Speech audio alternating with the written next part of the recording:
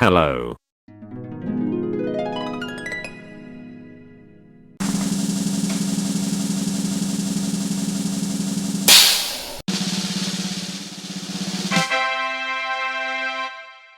See the V?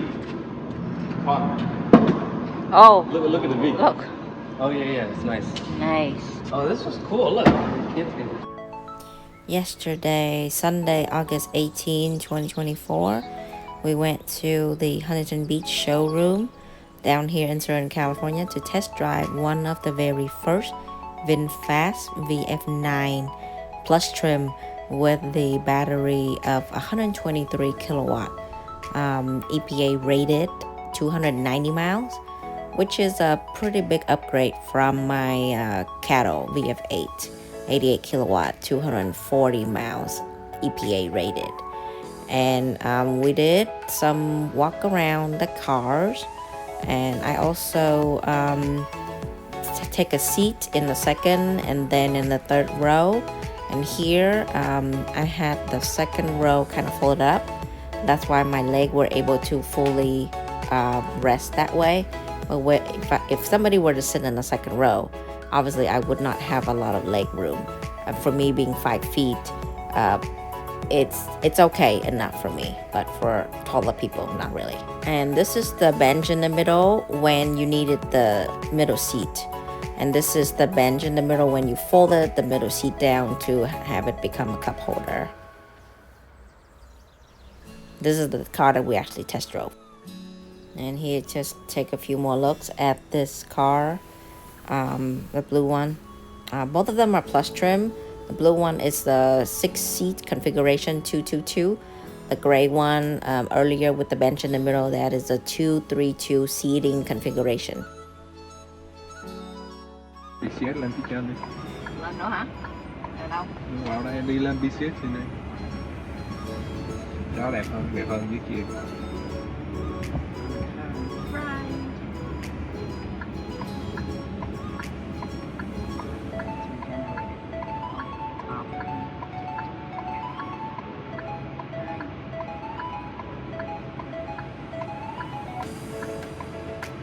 This screen is a lot cleaner now. Yeah. The The UI UX has got updated. Let me take some time here to go quickly over things that we like and things that not so good about the VinFast VF9. What I liked about the car so far is the bench in the middle allow more seating configuration. The steering wheel is really light. The ride was comfortable. I also like the fact that VF9 Plus being the top of the line trim, you still have the ability to have the bench seat in the middle.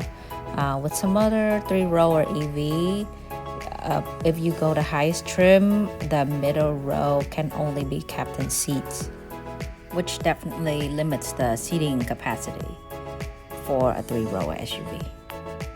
Also, the main head unit in the VF9 slightly tilted towards the driver, making it a lot more driver friendly compared to the VinFast VF8. Especially utilizing the 360 cam on sunny days in VF8 is quite challenging, but I'm glad that the screen is actually tilted in the VF9. On to another positive thing about the VF9 is that the doors unlocked very quickly. Unlike the VF8, there's about 1 second delay when you press the button on either on the key fob or the black button on the door handle. And the VF9 doors are flush, and they are also soft close, which make closing it a lot easier than slamming it.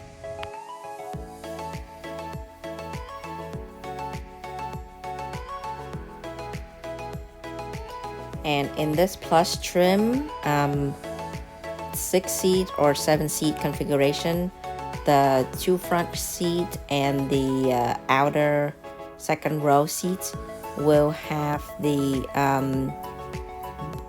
both heating, ventilation, and massage chairs capability.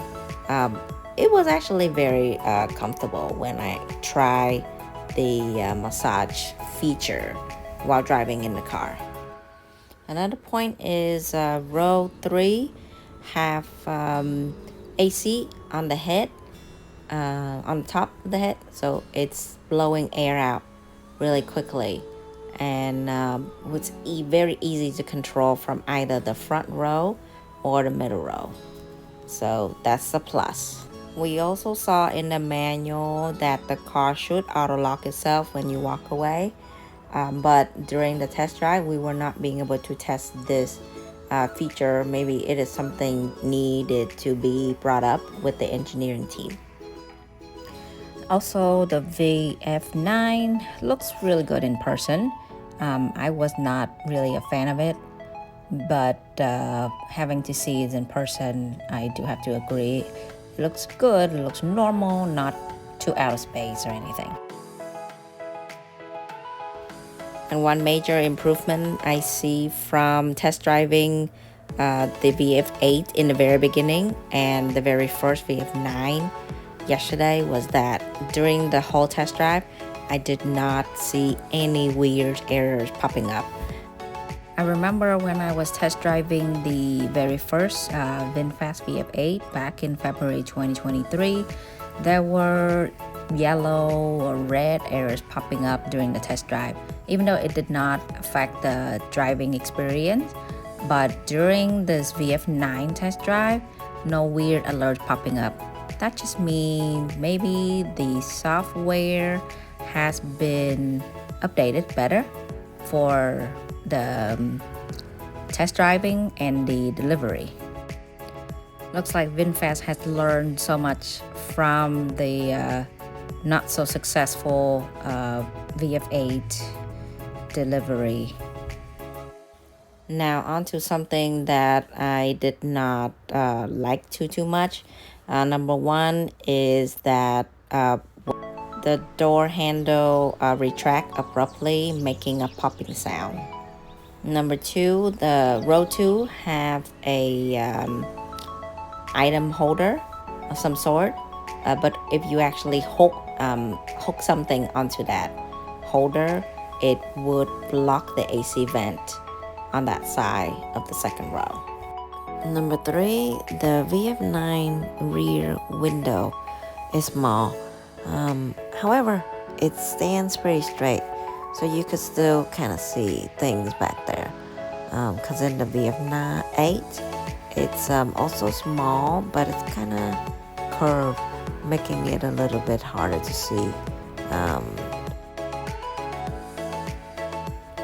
The acceleration on the VF9 is not as fast as my VF8 Plus, even though it has the same 402 horsepower. It's just because this car is a very heavy and it's a big car, 3,000 pounds. Also, there are no cup holders on row number 3, so if you are drinking something back there, you have to hold on to your cups. Another thing we noticed is that the regenerative brake light did not engage when regenerative braking was activated in the car drive. Bonus point, the cargo space is over 6 feet when you fold both second and third row down. Overall, this is a big upgrade if we were to upgrade our VF8 City Edition 82 kilowatt to this VF9 123 kilowatt cattle. But there are still questions left to be answered. How fast can this car DC charge? Because I know the onboard it's only a 400 volt system, not an 800 volt system like the Korean cars.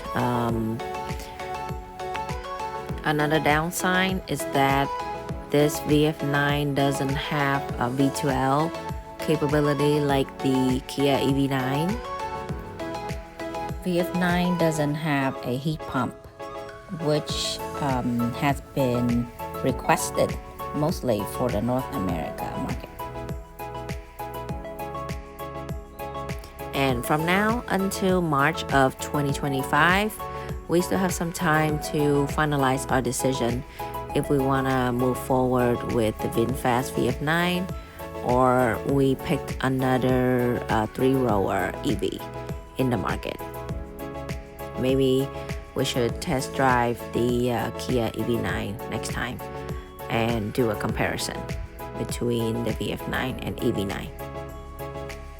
So that's it for today. See you guys next time in the next video. Thank you. Goodbye.